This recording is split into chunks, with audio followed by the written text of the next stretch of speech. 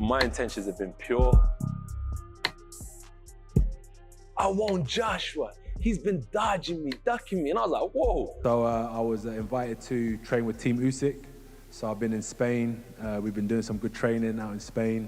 And I think he's one of the best in the world. Not I think, he is one of the best in the world. I just think Jake Paul would knock AJ out. I think AJ's a spent force, and I think Jake Paul's on the rise. And I like his new heavyweight look. The boxing world was sent reeling by Anthony Joshua's stunning career move, leaving his longtime coach to join Alexander Usyk's training camp in Spain ahead of his showdown with Jake Paul. Meanwhile, in the press conference, Jake Paul made it clear he thrives on facing boxing's toughest challenges. He boldly declared himself ready for anyone, anytime, any place, promising to shock the world against Anthony Joshua. Paul acknowledged people call his confidence delusional optimism, but pointed to his entire career as proof that his so-called delusions keep becoming reality. When his planned fight with Tank Davis fell through, he sought the biggest available challenge. After several potential opponents showed hesitation, Anthony Joshua immediately said yes, making this Paul's most dangerous and accomplished matchup yet. I like to challenge myself. I like to take on the biggest, the best. I said anyone, anytime, any place. I truly mean that. And I'm here to go out there and shock the world. I know what I'm capable of. I see him and what he's capable of. And we're gonna go to war, and we'll see the best man that will win. But people say, oh, he's out of his mind, all of these things. I've gotten to where I'm at today because of delusional optimism. And so it's delusion until it's not, because look at where we're sitting today. No one ever thought that this would be possible, that we would be here when I first started boxing, and no one thinks I'm gonna win. So join the list and be ready to be shocked. Well, Joshua was always in the plans after Gervonta, and we just started talking to a bunch of different camps. Tommy Fury was scared per usual, wanted more time. Ryan Garcia was scared. Terrence Crawford said yes, but wanted to do it later next year. I was like, let's get a fight in right now. Anthony Joshua said yes, he was ready in December, let's run it. For Anthony Joshua, this fight represents more than just a comeback. It's a strategic masterstroke. He gave full credit to Jake Paul's team for the offer, seeing it as the perfect opportunity to return after 12 months away from boxing. Joshua revealed he was already planning to fight this very weekend, but when the Paul matchup appeared, his immediate reaction was, why not? The former champion recognized this as a colossal event that uniquely merges marketability with elite fighting ability, creating a true collision of boxing's different worlds. Thank you for having me. Well, you gotta give credit to Jake and his team. They reached out to me, to be fair. And it was a great opportunity for me. So it's an opportunity for me to fight. I wanted to take 12 months out of the game, and I'd done that. And then it was time to get back to work. So I was planning on fighting anyway. And actually I would have been fighting this weekend if I had it my way. And this opportunity presented itself, and I said, yeah, why not? It's great. I think it's massive, it's colossal, it's making big news. We're bringing marketability together with ability. Those two worlds collide. You got Jake Paul versus Anthony Joshua. Jake Paul displayed remarkable confidence in his tactical approach to this fight. While giving Joshua full respect as one of boxing's great heavyweights, Paul revealed his strategic insight that a smaller, faster fighter can present unique problems for a larger opponent. His ambitious game plan centers on survival and precision. Avoid Joshua's devastating power for 8 rounds while using superior movement and angles to systematically break down the champion. Most importantly, Paul emphasized he's not seeking participation credit. He wants recognition for what he intends to achieve by actually winning this monumental challenge. Yeah, look, he's one of the best heavyweights ever, but I believe that fighting a smaller man is oftentimes harder as a heavyweight because of the speed difference and because of the foot speed, because of the angles, because of the head being off of the center. And so all of that power is great, and he's knocked people out. I just have to avoid that one shot for 8 rounds, and I believe that I can do that. So when I'm bouncing around the ring, jabbing, weaving, and doing all of these things, I know I can pick them apart and score points and make this a very, very big contest. People say, oh, I respect Jake Paul for getting in there. No, respect me because I'm about to win. Moreover, Jake Paul didn't hold back when addressing his failed negotiations with Gervonta Davis, calling the champion everything that's wrong with boxing's professionalism. He accused Davis of repeatedly standing up film crews and completely refusing to participate in fight promotion. Though frustrated by the experience, Paul expressed relief that their matchup collapsed, believing Davis shouldn't receive the biggest payday of his career while showing such disrespect toward the sport that made him famous. Yeah, he just represents everything that's wrong with boxing on professionalism, and you know he's getting what you know, he's reaping what he sows. But I hate working with people like that. He stands everyone up, film crews, everything. Doesn't do any promotion, doesn't do any posts, but it is what it is. And I'm actually glad this all happened this way so that he doesn't get, you know, the biggest paycheck of his life and just continues to be a piece of shit in boxing. In a surprising training shift, Anthony Joshua revealed he's parting ways with coach Ben Davidson for this camp, finding London's environment too distracting for optimal preparation. Instead, he's embraced a unique opportunity to train with Alexander Usyk's team in Spain. Joshua praised the Ukrainian camp as among the world's elite, describing the experience of learning from a fighter of Usyk's caliber as both phenomenal for his growth and intensely challenging for his development as a complete boxer. So no, I won't be trained by Ben Davison. I said that London's a bit distracting for me. So I was invited to train with Team Usyk. So I've been in Spain. We've been doing some good training out in Spain. And I think he's one of the best in the world. Not I think, he is one of the best in the world.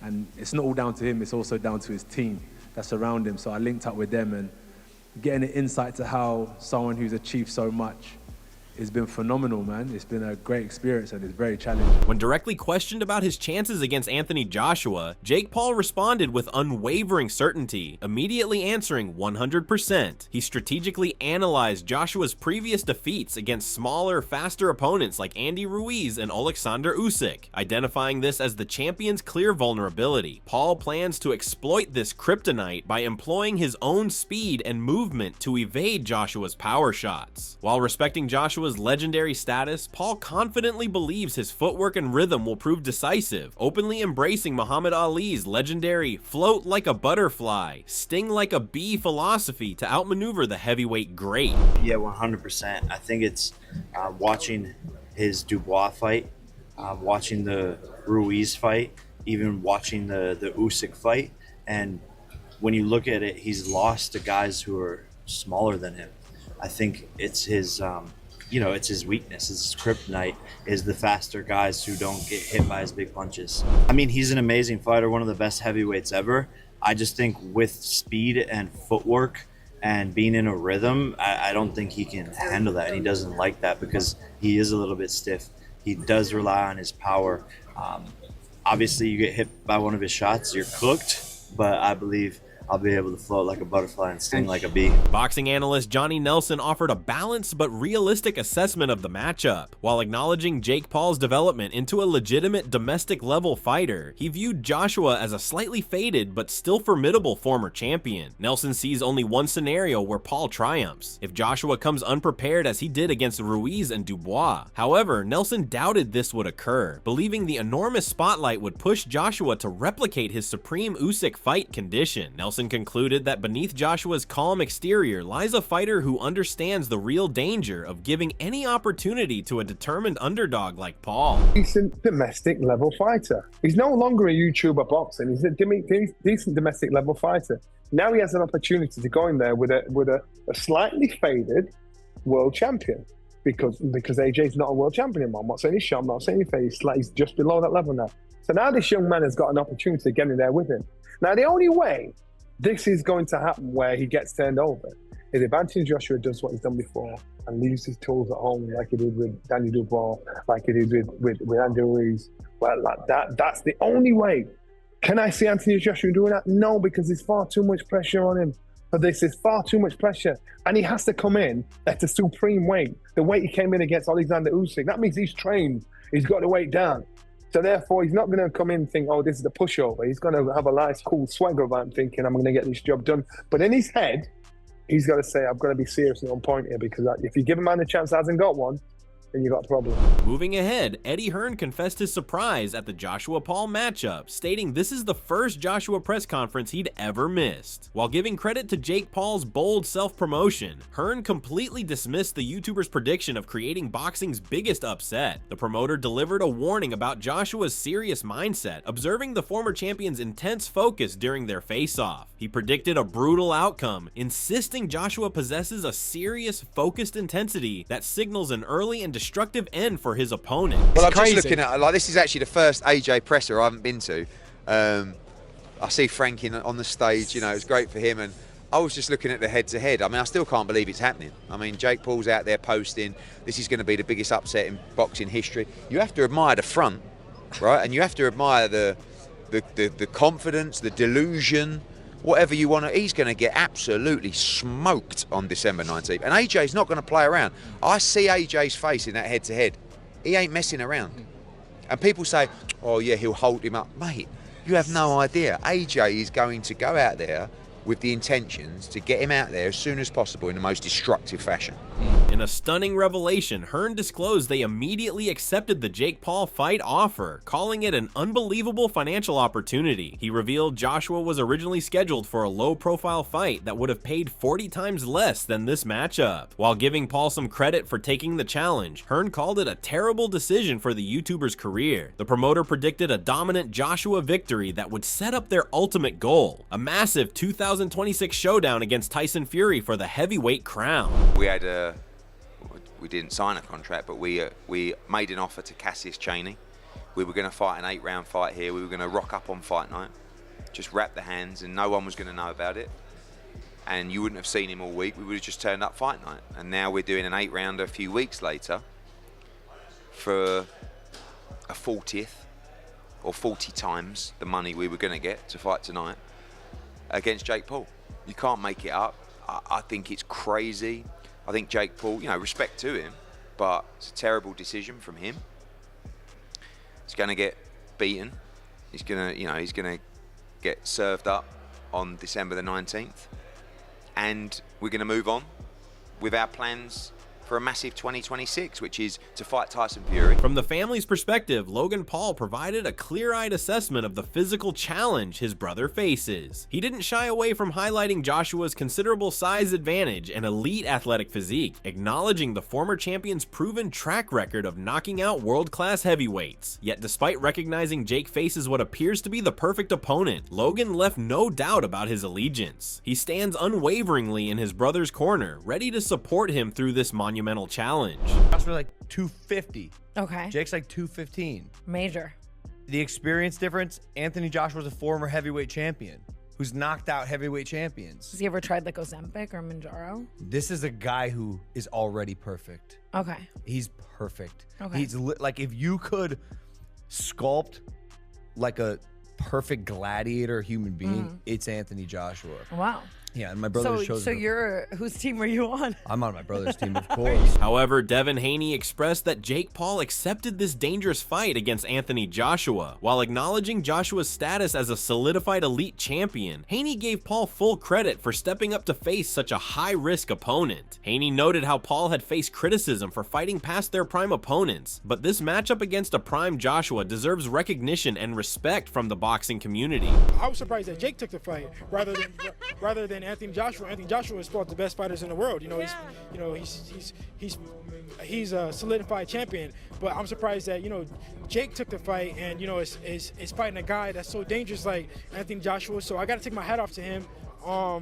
Because we were saying that, oh, he's fighting this person past their prime, this person's old and this and whatnot, and now he's fighting, AJ. So similarly, Radio Raheem also expressed serious concern for Jake Paul's safety, stating the YouTuber is entering genuine danger against Anthony Joshua. He dismissed all conspiracy theories about fixed fights in Paul's past bouts as nonsense. Raheem emphasized this fight serves as definitive proof that those speculations were untrue, noting he knows Joshua better than any of Paul's previous opponents and confirming the former champion's legitimate knockout intentions.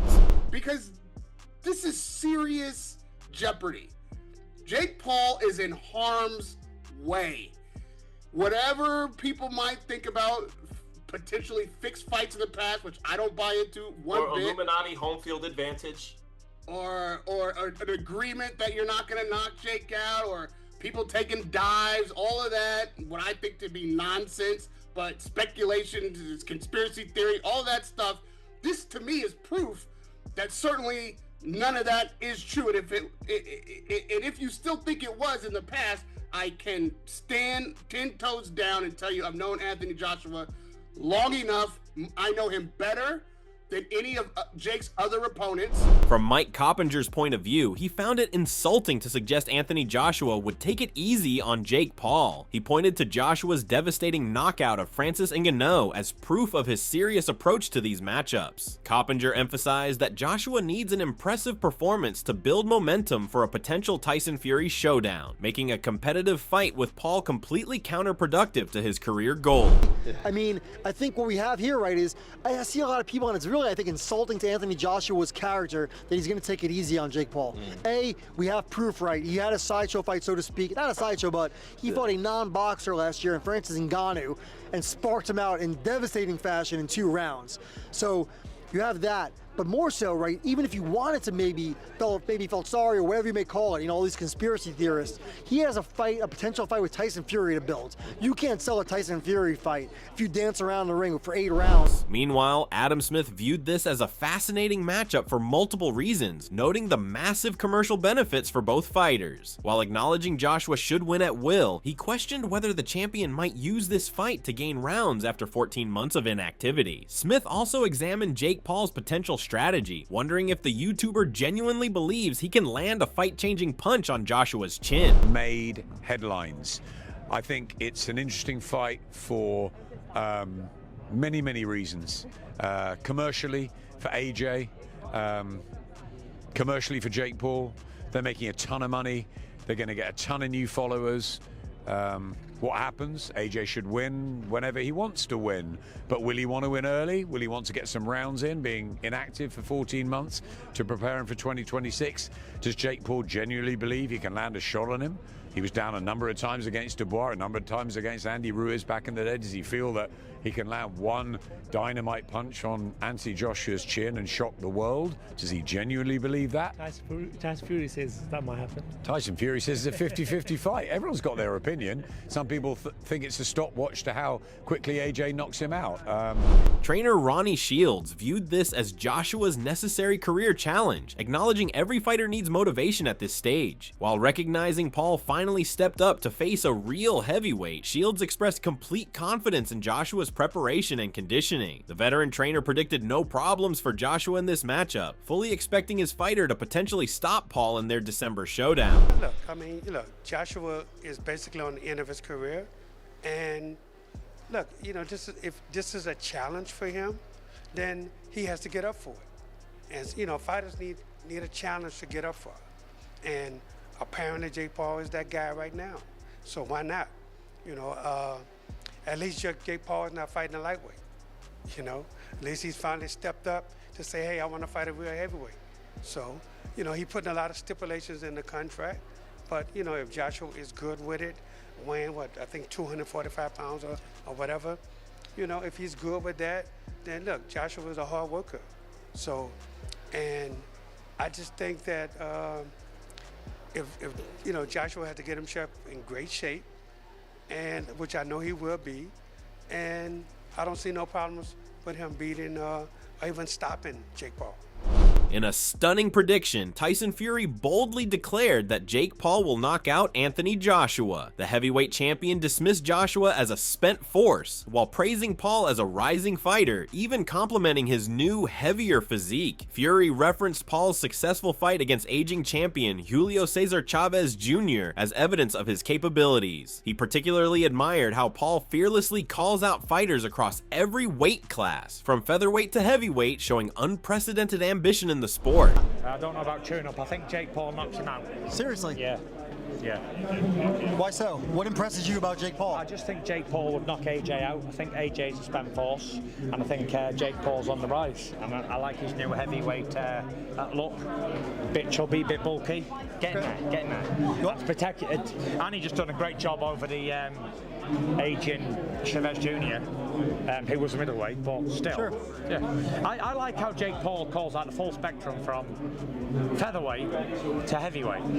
From a strategic standpoint, Michael Bisping argues this fight is a pure win-win for Jake Paul, regardless of the result. A victory would be historic, cementing his name by defeating a generational heavyweight talent who physically dwarfs him. But crucially, even in a loss, Paul still emerges victorious in the court of public opinion. The reason I say that it's a lose-lose well, no, we'll start with Jake Paul first. The reason I say it's a win-win for Jake Paul is because, listen, if he wins, then he's beaten a former heavyweight boxing world champion, certainly one of the best heavyweights of his generation, and of course, a man that is way bigger than Jake Paul. Of course, it's a win. And if he loses, it's still a win for Jake Paul because he had the balls. He was man enough. He was willing to test himself. He would prove everyone wrong, all his critics, like me, by the way. By simply having the courage to step into the ring with a fighter of Anthony Joshua's caliber, he proves his doubters wrong, validates his serious intent, and elevates his status simply by being willing to test himself at the highest and most dangerous level. For Joshua, this represents the perfect opportunity to cement his legacy as the man who ended the Jake Paul era in devastating fashion. For Paul, it's the ultimate high-stakes gamble where courage alone guarantees a moral victory, regardless of the outcome. If you enjoyed this exclusive breakdown, make sure to smash that like button and subscribe for more fight analysis. Who are you picking in this colossal clash, AJ or Jake Paul? Let us know your prediction in the comments below and turn on notifications so you never miss another update.